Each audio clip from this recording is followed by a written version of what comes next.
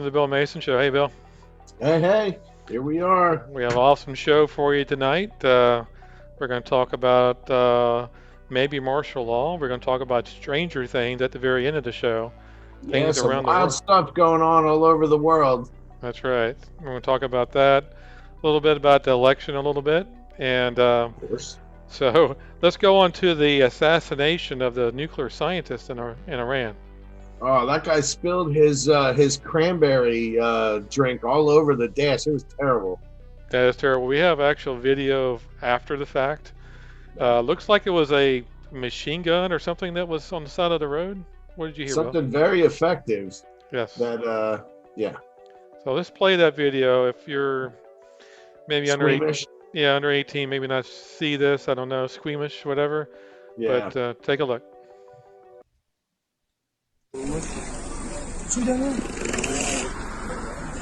Abi var birileri daha var.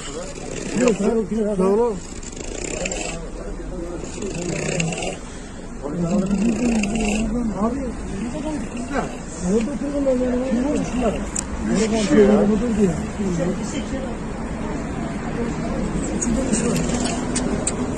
kişi abi baksana kameradan bak. Ambulans aramadın mı?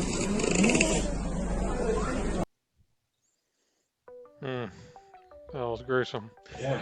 And that was fresh on the scene footage apparently, because that guy was still expelling gases. And I didn't know you did that. I mean, we talked about pre-show. I didn't know Yeah.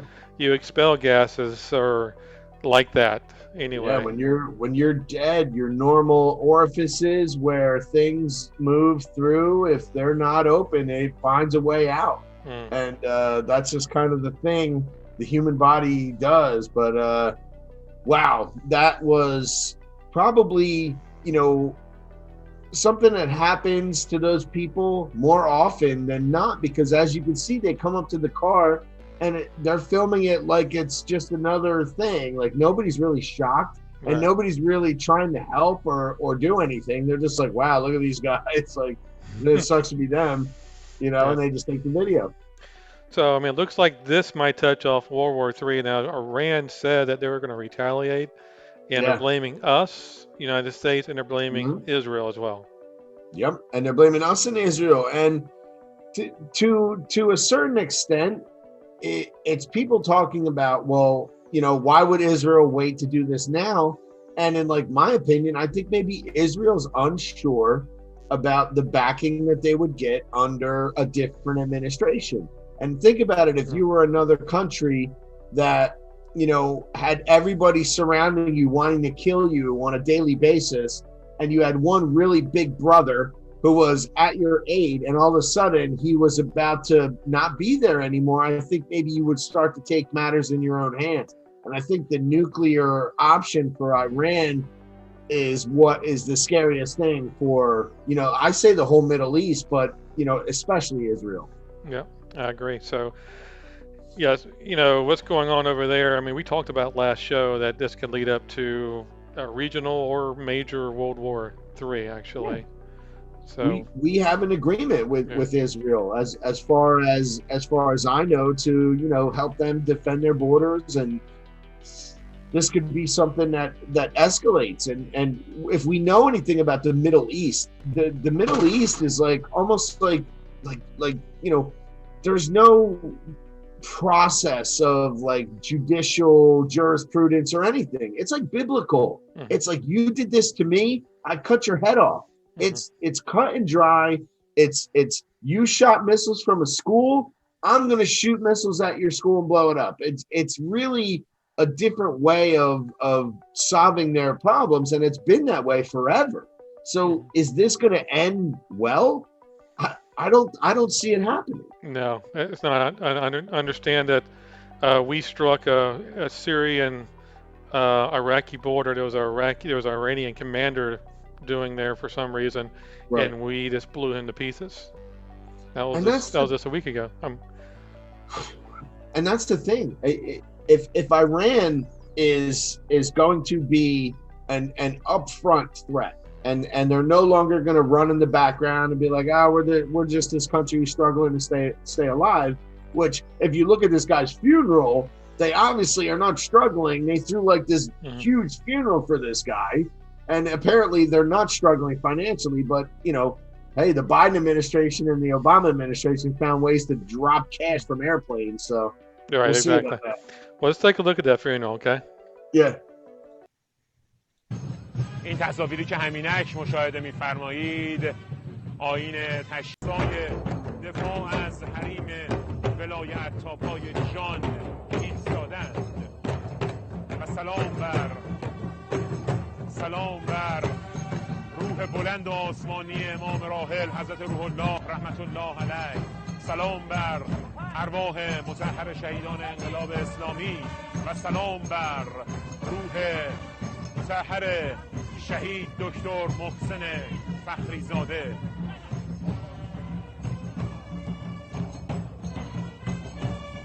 فراموشمان نمی شود مردی که فریاد برآورد و گفت ما ملت شهادتیم، ما ملت امام حسینیم و هنوز 1 سال از شهادتش نگذشته است، هنوز 1 سال از شهادت حاج قاسم سلیمانی نگذشته. There he is. So, of course, you only see this on the Bill Mason show, of course. Yeah, we have some connections there to get these videos out of these remote places. And one thing I wanted to touch on real quick about that whole thing is that you watch the liberal media make it out like, oh, this is just another dicey thing. This Iranian guy, he shouldn't die. He was a helpful person.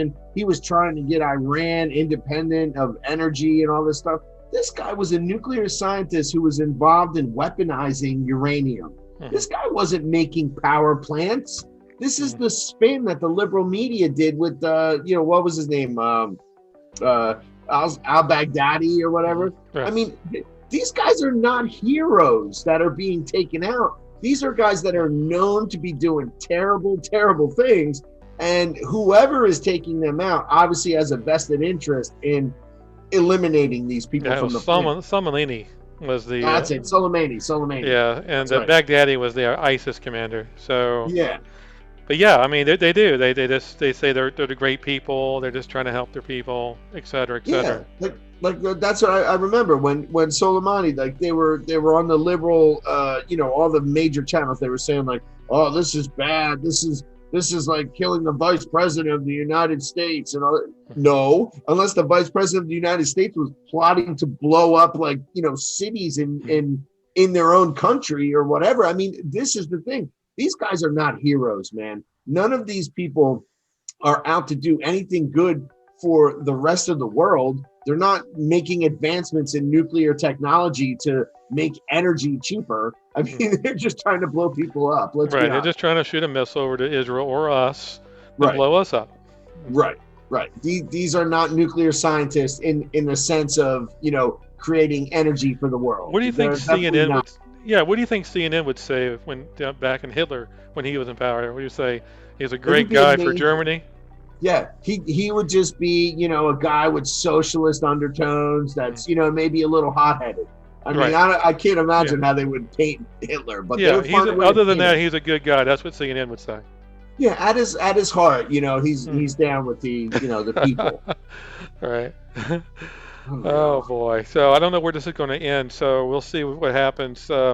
If again, like we talked about last show, if it's going to happen, it's going to happen between now and the end of December. Yeah. And so something did happen. They assassinated a nuclear scientist in Iran. So we'll see if Iran retaliates, which they said they would. So moving on, let's take a look at Lynn Wood. So Lynn Wood said today that Trump should call martial law and redo the election. What do you think about that?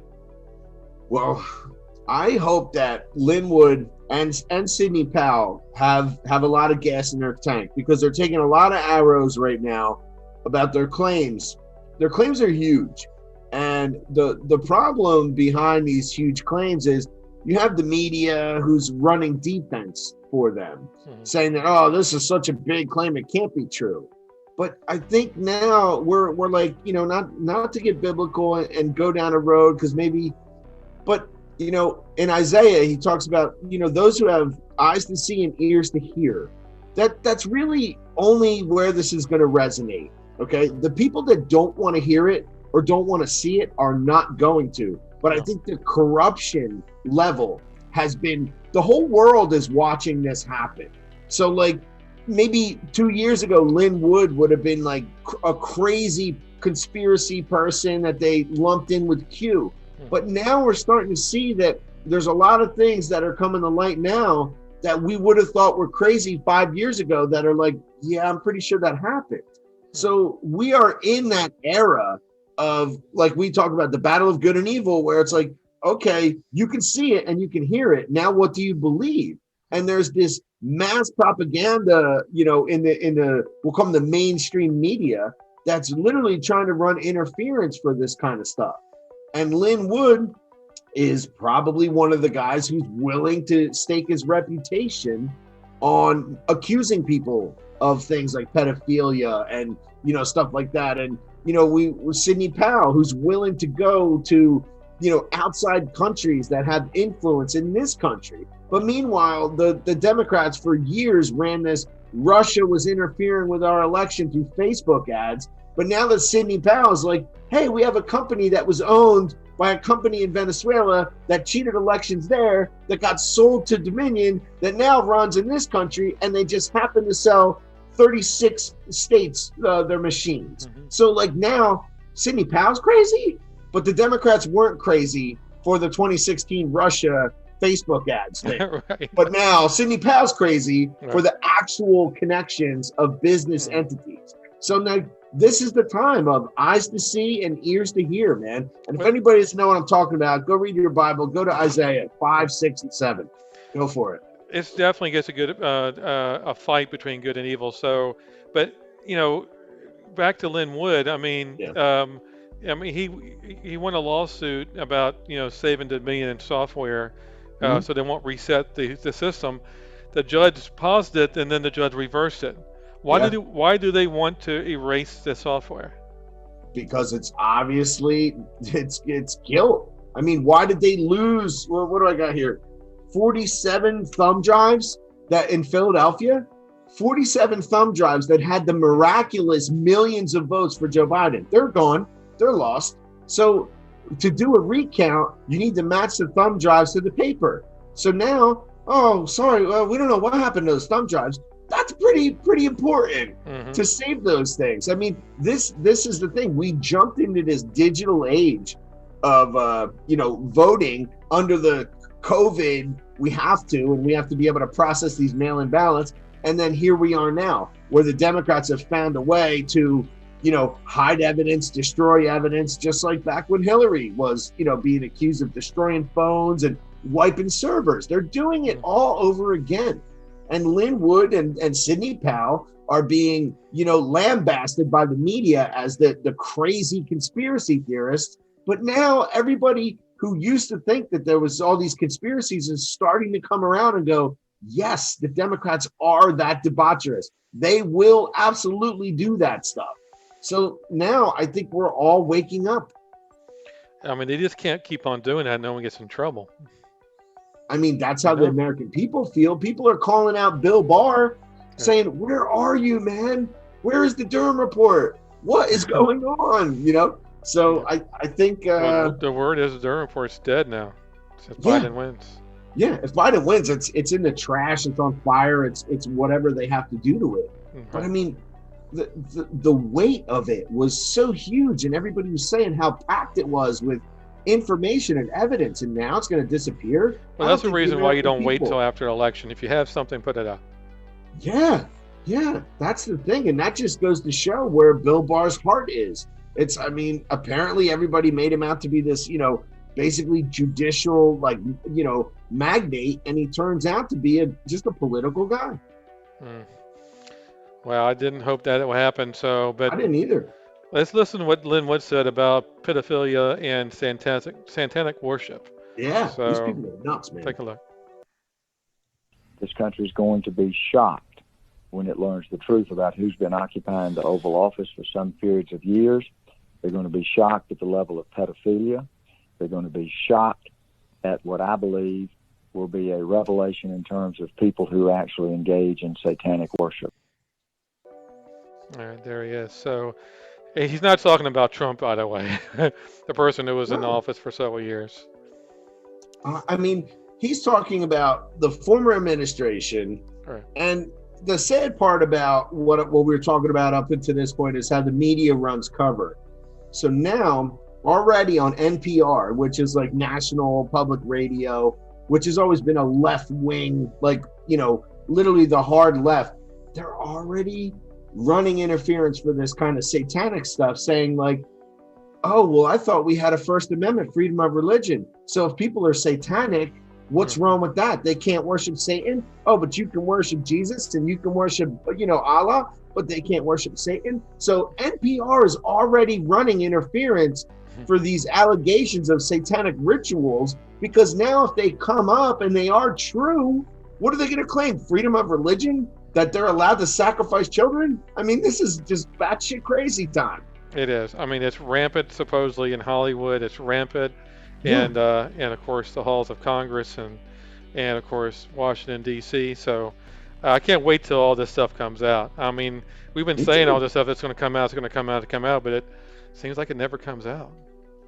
But if you think about what happens when, if it does, if it is a truth bomb and people really do, even if they don't get indicted, like this is a civil unrest situation, man. I don't think that, the 40 something or actually 70 something million, 72 million people that voted for Trump are going to let a country like this operate anymore. And I'm not calling for the second American Revolution or anything, but it's like the fuse is lit here, man. Like the people want justice. The people want, they want a country they can be proud of, not this kind of weird satanic pedophilic stuff going on in the background. I mean, there's definitely a line that you have to draw. And right now, watching the left go after pedophilia and satanic rituals as pedophilia is just another, sexual orientation, and satanic rituals are now part of religion. It's blowing my mind. It's probably the worst case scenario for this country. I mean, maybe it would be better if we just did martial law, round all these people up. I mean, am I a Keith Overman on the right? I don't know, but we're going to have to do something about it. No, you're definitely more subdued than Keith Overman. I gotta hand that to you. You're definitely more subdued than Keith Overman. All right. I don't know. So we'll see what happens. So let's go on to the election. Of course, there was big news about all this fraud going on. Yeah. They had a hearing today in Arizona. Of course, we had the hearings last week and a few days ago in Michigan. So we have a few tapes about what's going on with that. Take a look. I am an unaffiliated Michigan voter who was trained by the GOP to be a poll challenger on Wednesday, November 4th, beginning in the late morning until around 8 p.m. because I was told that they needed help. They were understaffed. I witnessed the room erupt in thunderous applause and derogatory cheering as Republican poll workers were picked off one by one and ejected from the room repeatedly by police escort throughout the day. By the end of the day, they had picked off so many GOP poll workers that there were probably only a few dozen left to monitor all of the processing stations in the room, which I'm told was between 130 and 160. All right, so they got rid of all the poll workers, Yeah. so they can't challenge any ballots. And when you did challenge the ballots, they were just like laughed at. When they go see a supervisor and they go, "Hey, no, what do you think?" to the worker, and they were just giving votes to Biden. They had double votes. It goes to Biden. They were not verifying signatures. So like some of the problems that I noticed, that the lawsuits that would have had a lot of merit that the Trump team brought up was about the verification of signatures. There were people who signed sworn affidavits that basically said that the signature was a line, literally a line where the signature should go, where if you clearly looked on the voter registration, there was actual letters. So the guy who swore the affidavit was like, look, if it was even close, or like if there was one letter in the name, I would have said, yeah, I could see that. But it was a line, hundreds of ballots where they just put a line through the signature. That's unacceptable. And how the Democrats can actually say that this is a legit election is the mind-blowing part, because if Trump won, they would be the ones wanting to throw out the ballots that had a line in the signature. So, I mean, that's part of the lawsuit that I think would have had a lot of merit. But what they did is they did this slow walk. They were like, oh, yeah, we'll get to it. And now they're like, it's too late to do that. And this is the mind-boggling part. So now it's got to run up the chain and try to get to the Supreme Court. I mean, here we are. Right. And then within time of, less than 2 weeks, maybe. Yeah. And I mean, I don't think you can certify votes. I don't know how they're going to get around the certifying of votes in Pennsylvania. Because I heard I listened to this guy, Mark Levin, he's great. And he was talking about the Constitution of Pennsylvania, where they never changed the Constitution of Pennsylvania. It was more or less an executive order from the governor and enacted by the Secretary of State, but it doesn't hold water because you're not allowed to certify votes without signature verification, which is what they did rampantly in Philadelphia and Allegheny and all these other big population counties. They just flew them through. So there's no way theoretically that they can certify it, because yes, they did an executive order, but it's not changed in the legislature in the Constitution of Pennsylvania. And the states have individual constitution that governs election processes. And they never changed it officially. They never went to the legislature and voted on it. You know why? Because Pennsylvania has a Republican majority. Of course, they're not going to take it to the majority. Of course not. So this is the thing. How they certified votes is technically unconstitutional on the state level. So these people could, if we had enough judicial power and might, be brought up on charges for certifying fraudulent votes. Right. That's the same thing in Georgia. They didn't match the signatures as well. Yeah. So let's take a look at the next video about the absentee ballots. So they were calling these people that actually requested absentee ballots to see if they requested them, but they didn't request them. Take a look. Yeah. What's the mean? Hello, this is Mary Kemper with Voter Integrity Fund. May I please speak to Charles? With this, who are you with? Voter Integrity Fund. Charles Mart's in the state of Arizona and is having requested an absentee ballot. Did you request an absentee ballot? Absolutely did not. No. Okay, and did you? Okay, no. Okay, somebody from our team will follow up with you, and can you please give us the best phone number? Is it this? So I'll play for you the second example. Hello? Hello? Hi. Hi, is this Zofa? Yes.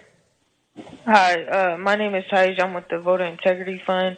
In the state of Arizona, it said that you requested the absentee ballot. I'm just making sure that you requested that ballot.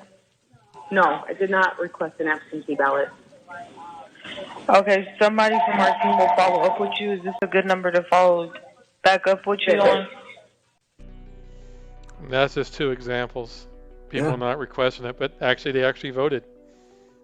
Yeah, they voted in person and somebody voted absentee. So the fact that happened should be enough to set off, the red alert that if you were a state and you wanted to have your sovereignty and your election be respected, you would most likely want to look into that. Now, some states have. I got to say one thing about apparently Nevada really did fine tooth comb it and go through. I mean, Trump didn't pull it out, but at least they threw out some votes that were like blatantly, obviously not the person. The signatures didn't match. Now in the case of Minnesota and Michigan, I mean, that's something that they did in boxes. Like apparently when they shut down at 11:59 and said everybody go home, and they sent all of the watchers home, that's when those giant ballot boxes came in, and they just started running through ballots that had a line in the signature, most likely, or whatever, or a scribble.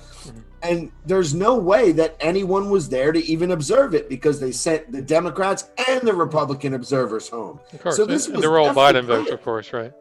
Oh yeah, the Biden votes. Now the funny thing is, like I only researched like Minnesota and Georgia, but the batches that came in between the time they closed and 6 a.m., there were 50.1% Biden, right? And 48.9% Trump. Now, this is before the batches came in, right? So before the batches came in, it was like 51-49. And these are in like Milwaukee County and stuff like that, like these big cities, and even Atlanta, like in Atlanta, right? So it was close. And then all of a sudden at night, all these votes that are 100% Biden, 90% Biden, 95% Biden, they start pouring in. And of course, they're counting those furiously. And the other abnormality that I think Rudy Giuliani brought up is that when they were fully staffed, okay, this is the eye opener for me. When they were fully staffed, and this is Philadelphia I'm going to talk about, they had 125 machines. Each machine had 2 people, right, at full peak. And they were processing about 90,000 votes every 2 hours, about 45,000 votes an hour. It would vary depending on what they were processing. But the overnight crew, when they sent everybody home, they were able to process 300,000 votes in 2 hours. Amazing with the skeleton crew that they had. That was the professional team that came in. Yeah, oh, they were good. They were the best processors of votes you could ever imagine. So that's the thing. They sent everybody home, and then they had a skeleton crew of people just, we're going to run these votes that we have. Okay, you did 330-something thousand votes.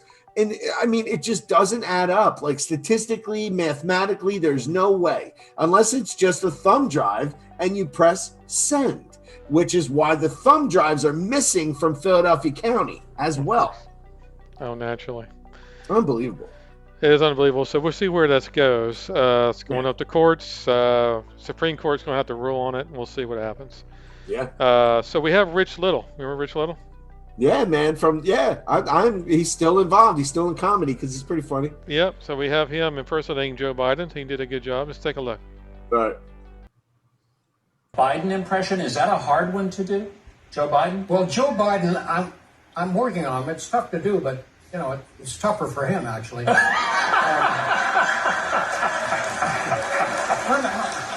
me. I think all right. I'm going to do a little Joe Biden here, okay? I don't know whether this is going to work or not, but anyway, give it a shot. All right, Joe Biden.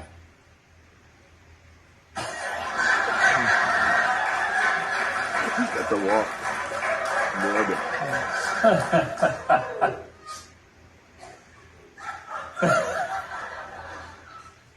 Are we on? Little higher. Come on, man. A lot of people are concerned about my mental ability. Let me tell you something, man. My short-time memory is perfect. My short-time memory is absolutely flawless. And another thing, man, my short-time memory is good too.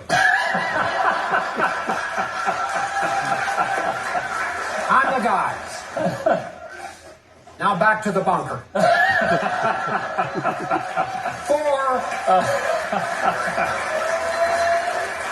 Rich, we love having you. So good. I'm glad that there are some comedians who, listen, Richard Little, he's old school, and that's fine. There are people in the comedy world right now, these young up-and-comers, who are perfectly fine with making fun of Donald Trump for every little thing that he's ever done, but they will not touch Joe Biden. He is like sacrosanct. They will not make fun of him. They won't make fun of his dementia. They won't make fun of his flubs. Nothing. They leave him alone. Mm-hmm. And this guy, Richard Little, who's been in the business for as long as I can remember, as long as I'm alive, is willing to make fun of him. So God bless him. Good for him. Yeah, very good. So very funny. So let's go on to the strange things around the world. Stranger Things. Stranger if you need to say Things. that. Yeah, since we have the music of the Stranger Things, Yeah. that matches our program. So we have the metal monolith. What is going on with that bill? So let's take a. Apparently, they're turning up all over the world. They are. Utah, Romania. Yeah. What is going on? And they disappear too. So let's take a look at the one in Utah. We have a video of this. It shows up in Utah, then it mysteriously disappeared. Let's take a look. Okay, the intrepid explorers go down to investigate the alien life form.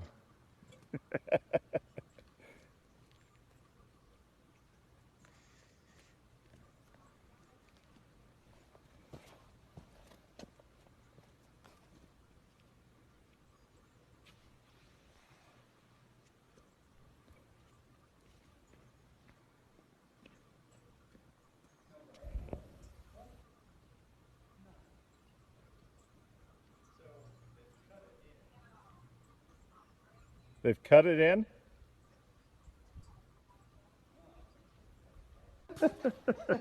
Okay. Who does this kind of stuff? Yeah. It's interesting how it comes right, it's right at. Yeah. Pointed right at the moon crack. Yeah. That thing's like 12 feet tall, man. Mm-hmm. That is just wild. Huh. We gotta see if there's any writing on it. What the heck is that? Perfectly cut into that soil, too. It's so weird. You know what's amazing? Like I was just saying, it's perfectly cut into the soil. It's not like they dug a hole, stuck it in there, and then filled dirt. I mean, the dirt around it looks like undisturbed and like. This looks like a UFO just dropped it there. That's what I'm saying. It's crazy that's something that's so perfect, triangular. It's like, I don't know how tall that guy is. Let's just say if he was 6 feet tall, it's twice his height. So that's 12 foot. Not counting how far it is in the ground. I mean, if this was like college kids pulling a prank or whatever, like some people are saying, they're in the middle of the high desert of Utah. In the middle of nowhere. Nowhere. You're gonna carry 12 to 15 feet of metal into the desert and then put it into the ground. It just doesn't add up, man. It doesn't. Come on, man. Come on, man. It doesn't add up. It doesn't add up at all. So, again, as quickly as it appeared, it has since disappeared and they don't know where it is. Yeah, that's the weird thing. I think Romania too, right? Well, I think Romania was still there. I'm not sure. Let's take a look at the Romania video. Take a look. Acesta este monolitul de pe Bâtca Doamnei de la cetate. De fapt, monolitul este o tablă obosită pusă de cineva.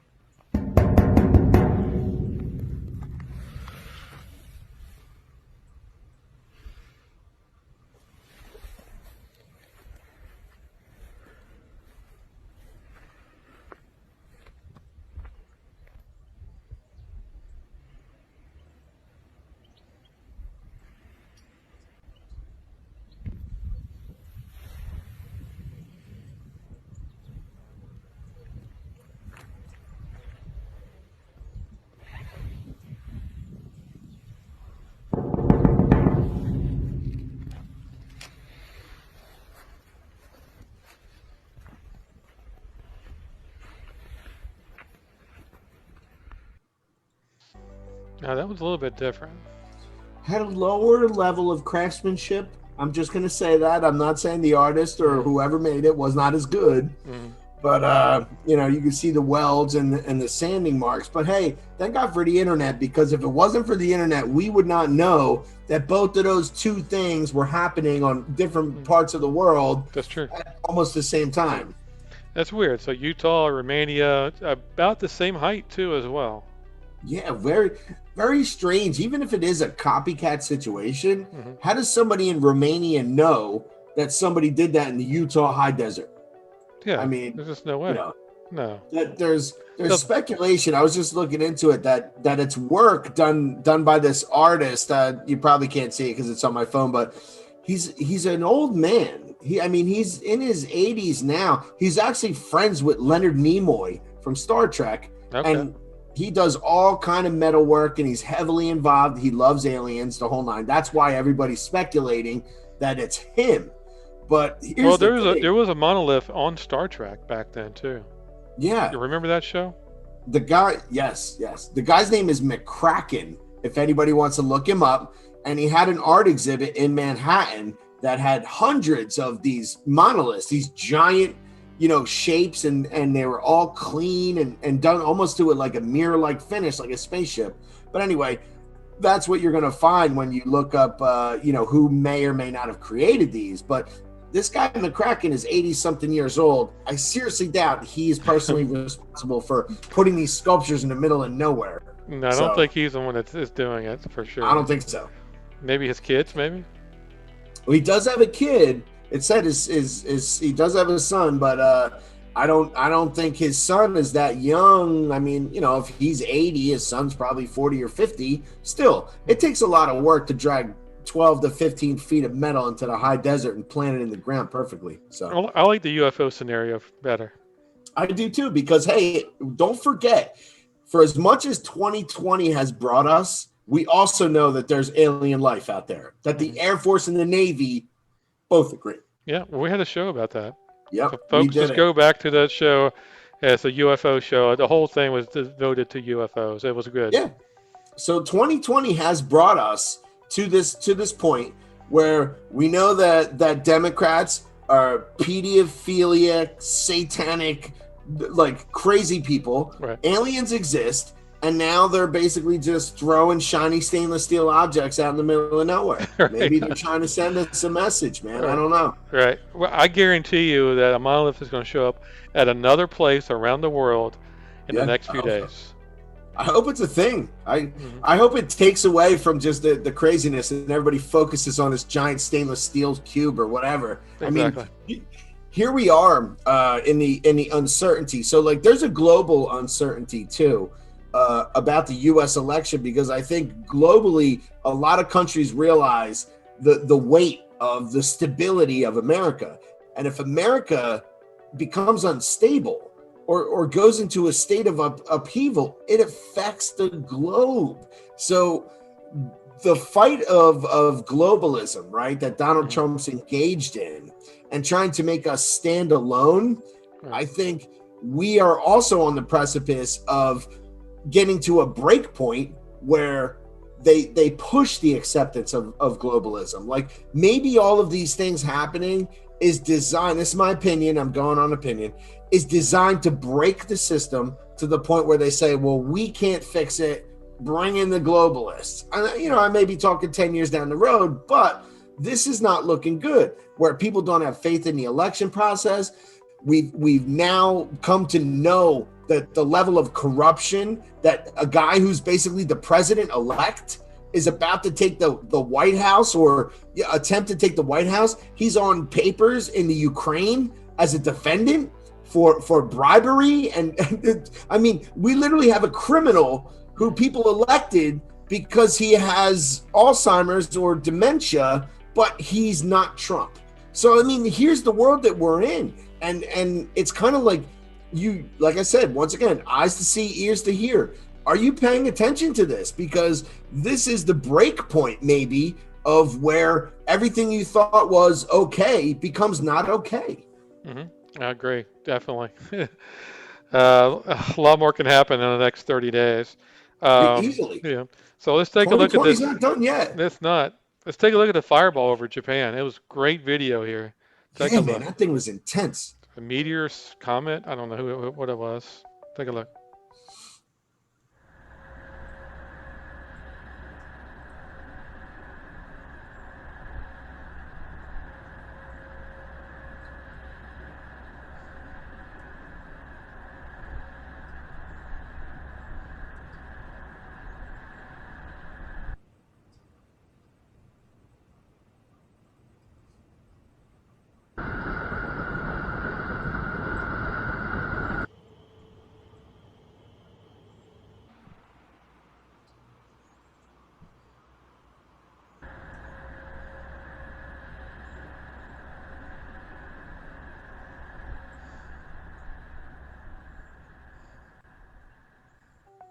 There we go. So a whole bunch of different angles.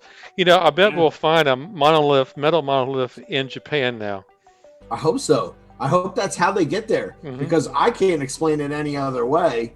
I hope they are falling through the atmosphere and stabbing into the earth undisturbed. Right. Because honestly, I need that level of explanation. I can't explain why people would go out to the high desert and just do that. And who knew that those guys were going to even go out there and find it, or who knows how long that was there? That's true. Are we just discovering these things at the same time? Because if you look at Romania, I don't know much about Romania.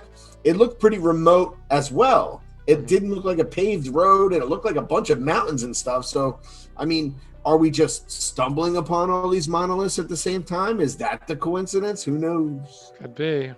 We'll find out next show. We're going to do Stranger Things segment at the end of the show every night too, as well. So I think because we're probably going to have more and more of this stuff that we can really dive into. So we will.